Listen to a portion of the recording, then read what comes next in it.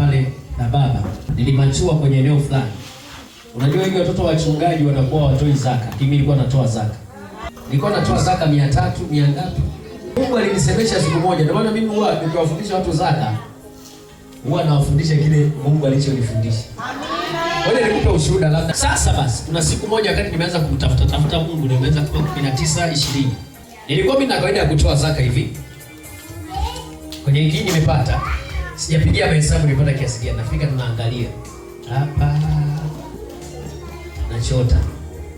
Napeleka. Picha mwanzo hapa. Nachota napeleka. Siku moja niliota nakimbizwa mwizi sana. Watu wananikimbiza na magongo, nikana najiuliza kwenye ile ndoto. Mimi hapo sijui nimeiba nini. Sijui kabisa. Watu wameshika magongo, kuna mahali nikapata.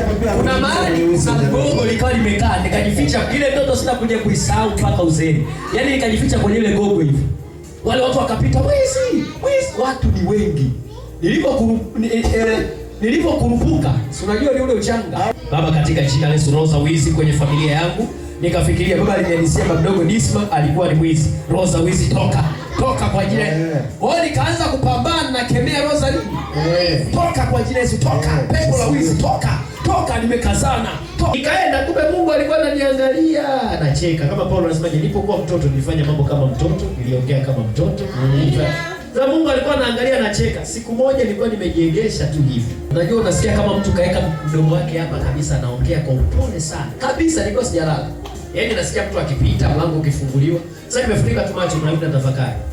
Sikasikia sauti inaniambia, "Hautoi sadaka." Sauti inaimba kwa upole. Yaani kama mtu kaeka lips zake hapa kabisa.